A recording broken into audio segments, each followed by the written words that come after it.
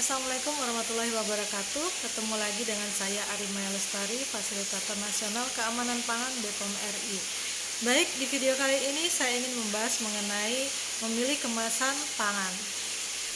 Apa itu definisi kemasan pangan? Jadi bahan yang digunakan untuk mewadahi dan atau membungkus pangan, baik yang bersentuhan langsung dengan pangan maupun tidak.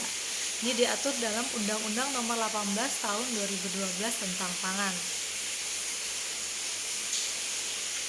Selanjutnya, fungsi kemasan secara teknis yaitu melindungi wadah sebagai transportasi, juga mempertahankan, mengawetkan. Dan fungsi kemasan untuk sebagai promosi yaitu penjualan, bisa sebagai komunikasi, informasi dan promosi . Jadi persyaratan keamanan kemasan yaitu persyaratan keamanan yaitu batas migrasi. Apa itu migrasi? Yaitu proses terjadinya perpindahan suatu zat dari kemasan pangan ke dalam pangan. Jadi beberapa cemaran dapat berakibat buruk bagi kesehatan. Jadi perlu adanya regulasi keamanan kemasan pangan. Nah, gimana caranya migrasi meningkat? Itu gimana adanya durasi kontak. Jadi ada suhu kontak ada konsentrasi food kontak, substrat tinggi, jadi luas permukaan kontak besar, pangannya agresif. Nah, migrasi akan menurun jika berat molekul food kontak substran besar. Jadi pangan kering atau kontak tidak langsung, difusitas bahan kemasan rendah, adanya lapisan penyekat. Kemasan pangan seperti apa sih yang diinginkan Jadi bisa mewadahi pangan dengan harga yang semurah-murahnya, namun memenuhi syarat kemasan atau cost efektif. Selanjutnya, memenuhi keinginan konsumen menjaga keamanan pangan, juga berdampak lingkungan sekecil mungkin. Jadi hal-hal apa saja sih yang perlu diperhatikan dalam memilih kemasan? Yang pertama yaitu masa simpan produk, selanjutnya bentuk kemasannya, cara penjualannya, jenis pangan yang dikemas, derajat keasaman, sama komposisi dan suhu. Selanjutnya ini regulasi kemasan pangan diatur oleh Undang-Undang Nomor 18 Tahun 2012 tentang pangan Yang kedua yaitu PP Nomor 86 Tahun 2019 tentang keamanan pangan. Selanjutnya Peraturan Badan POM Nomor 20 Tahun 2019 tentang kemasan pangan. Ini ketentuan kemasan pangan. Jadi ada Peraturan Menteri Perindustrian Peraturan Menteri Lingkungan Hidup dan Kehutanan dibaca saja peraturan-peraturan ini. Dan Standar Nasional Indonesia. Ini ada Standar Nasional Indonesia yaitu Peraturan Badan POM Nomor 20 Tahun 2019 tentang kemasan pangan.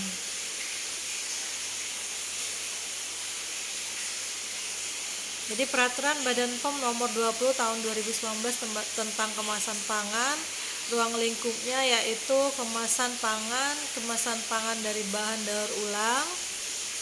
Selanjutnya kemasan pangan yang tidak membahayakan kesehatan manusia. Nah, bagaimana sih keamanan kemasan pangan? Jadi kemasan pangan terdiri atas zat kontak pangan dan bahan kontak pangan. Jadi lampiran 1 adalah zat kontak pangan dilarang, zat kontak pangan diizinkan, dan bahan dari kontak pangan. Selanjutnya kemasan pangan. Jadi zat kontak pangan yaitu zat penyusun kemasan pangan yang dalam penggunaannya bersentuhan langsung dengan pangan. Selanjutnya bahan kontak pangan adalah bahan kemasan pangan yang bersentuhan dengan pangan termasuk peralatan makan dan peralatan pengolahan pangan. Selanjutnya ini jenis bahan kontak pangan.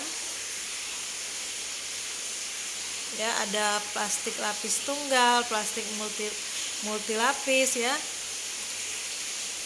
ada karet, ada kertas dan karton, penutup, segel, pelapis dari resin atau polimer, keramik, gelas, logam ya, itu adalah jenis bahan kontak pangan. Lanjutnya plastik ini ya. Jadi plastik adalah senyawa makromolekul organik yang diproses dengan cara polimerisasi, polikondensasi, poliadisi, atau proses serupa lainnya dari monomer atau oligomer atau dengan perubahan kimiawi makromolekul alami atau fermentasi mikroba.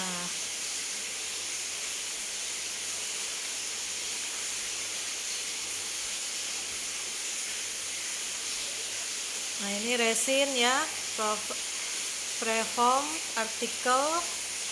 Ini resin adalah biji plastik yang umumnya berbentuk granula dan digunakan sebagai bahan dasar pembuatan kemasan plastik. Selanjutnya preform bentuk awal dari kemasan botol yang dibuat oleh mesin injection molding sebelum meniup dalam proses blow molding track. Selanjutnya artikel ya, bahan yang sudah terbentuk dan dapat berfungsi sebagai kemasan pangan. Ini adalah pengertiannya. Selanjutnya ini plastik. Jadi ini jenis kemasan plastik ya. Jadi jenis plastik untuk kemasan pangan dapat diketahui dengan melihat kode daur ulang berupa gambar segitiga penuh dengan angka di dalamnya. Jadi kode tersebut biasanya tercantum pada bagian bawah kemasan. Nah, seperti ini ya contohnya, polyethylene bereftalat kode 01. Jadi sifatnya itu jernih, kuat, kedap gas dan air. Contohnya banyak pada botol minuman ya, kemasan selai, botol kecap, botol sambal ya. Nah, ini ada juga high density polyethylene kode 02.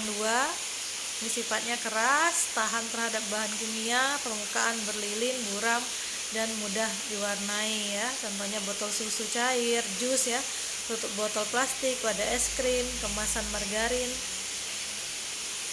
Selanjutnya ini jenis-jenis plastik juga, PVC. Sifatnya ini PVC kaku, semi kaku ya. Ini low densive polyethylene kode 04. Kalau ada kode kayak gini, itu sifatnya kuat, fleksibel, kedap air, permukaan berlilin, tidak jernih tapi tembus cahaya. Ini biasanya di cup yogurt ya, kantong belanja, kresek, botol ya. Ini jenis-jenis kemasan.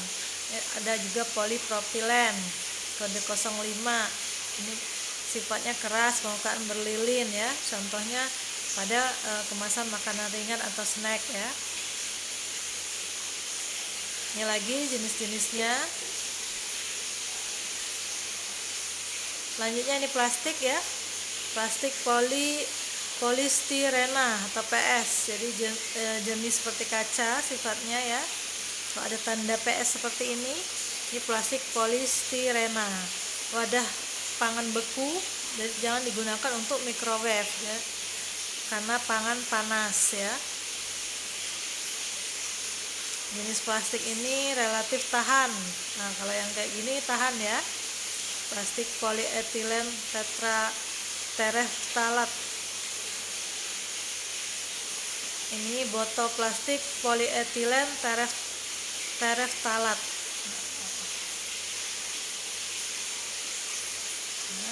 Selanjutnya persyaratan pelabelan kemasan. Tulisan, logo, dan atau gambar yang terkait dengan kelestarian lingkungan dapat berupa ekolabel, kode daur ulang atau istilah lain yang semakna ya. Sedangkan logo atau gambar terkait dengan identitas dan kemasan suatu kemasan pangan dapat berupa logo dan pangan. Jadi ini logo-logonya. Ini kode daur ulang plastik, logo Tera Pangan, logo ekolabel ya. Nah, ini sering kita lihat ya, logo ini bertuliskan Tera Pangan atau terdapat gambar gelas dan garpu sebagai berikut. Berarti penggunaan peralatan atau pengemasan pangan yang aman ya. Boleh berarti untuk dimakan untuk penggunaan makan dan minum. Kertas karton, ini kertas adalah bahan yang terbuat dari serat selulosa yang diproses dari kayu, kertas daur ulang, dan serat tanaman tahunan seperti jerami. Jadi karton adalah istilah umum untuk jenis kertas tertentu yang mempunyai kekakuan relatif tinggi. Kertas alas biskuit dalam kaleng, ini sudah ada ketentuannya ya. Pelapis kotak nasi kertas, ini ada juga ketentuannya, kertas dan karton serta masalahnya. Nah, ini ada juga masalah ya. Jangan menggunakan kertas bekas untuk pangan ya. Jadi kalau kita sudah menggunakan kertas itu jangan digunakan lagi seperti kita menggunakan kertas koran ya untuk gorengan, jangan. Kertas coklat pembungkus pangan. Jadi kertas coklat terdiri dari dua bagian, kertas daun ulang dan plastik laminasi. Jadi untuk memadai pangan siap saji dengan waktu simpan yang tidak lama, usahakan menyimpan kemasan tersebut di tempat yang tidak lembab untuk menghindari pertumbuhan mikroba. Selanjutnya pastikan juga lapisan plastik laminasi tidak rusak atau bocor waktu digunakan. Selanjutnya ini kaca atau gelas. Sifatnya bagaimana kaca atau gelas ini? Kaca bersifat kaku, bening, namun mudah pecah. Dapat juga berasal dari campuran pasir dengan soda abu ya. Tidak bereaksi dengan pangan dan aman untuk pangan. Kekurangannya gampang pecah atau retak. Selanjutnya ini botol gelas saus ya. Kaleng atau logam dan paduan logam. Nah, ini ada studi kasus ya, evaluasi keamanan kemasan, yaitu logam. Jadi zat kontak pangan yang digunakan, pelapis atau film, lapisan resin epoksi yang juga mengandung 1-2 aminotil piperazin ya. Ini hasil pengujiannya, batas migrasinya sudah dijelaskan. Contoh kerusakan pada kemasan logam, yaitu penggelembungan kaleng. Nah, ini kalau sudah menggelembung berarti sudah rusak ya. Kaleng berkarat ini sudah jelas sudah rusak. Pengelompokan kemasan untuk pemberian nomor PRT. Ini jadi kodenya untuk satu itu jenis kemasan, gelas ya, plastik, karton, ini udah ada kodenya. Ini peraturan BPOM nomor 22 ya tahun 2018 tentang pedoman pemberian sertifikat produksi pangan IRT. Ini ya kodenya. Kemasan ganda, apa itu kemasan ganda? Adalah kemasan yang terdiri dari 2 atau lebih jenis kemasan yang berbeda pada satu produk pangan. Contohnya kemasan primer dan sekunder pada satu produk, misalnya aluminium foil sebagai kemasan primer dan karton sebagai kemasan sekunder. Selanjutnya jenis kemasan pangan multimaterial ya. Kemasan karton laminat, kemasan kaleng komposit ya. Kemasan fleksibel multilapis atau multi layer, ini bisa digunakan. Contoh kemasan fleksibel multilapis, ini ada contohnya ya. Namanya ini zat kontak pangan, fungsinya yaitu sebagai media cetak ya, komponen tinta cetak dan lain-lain.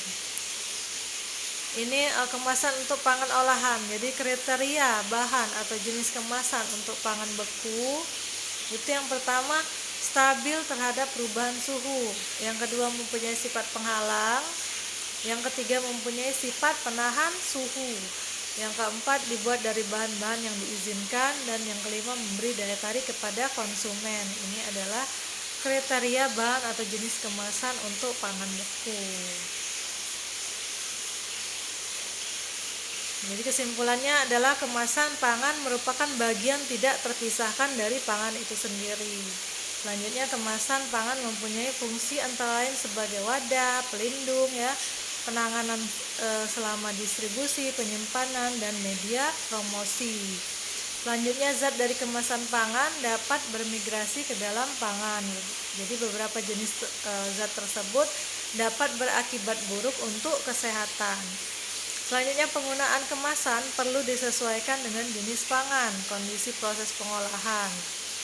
Selanjutnya, penggunaan kemasan pangan yang tepat tidak hanya dapat memperpanjang masa simpan, juga meningkatkan daya saing produk pangan tersebut. Oke ya, demikian materi saya hari ini, semoga bermanfaat. Sampai ketemu lagi di video-video berikutnya. Wassalamualaikum warahmatullahi wabarakatuh.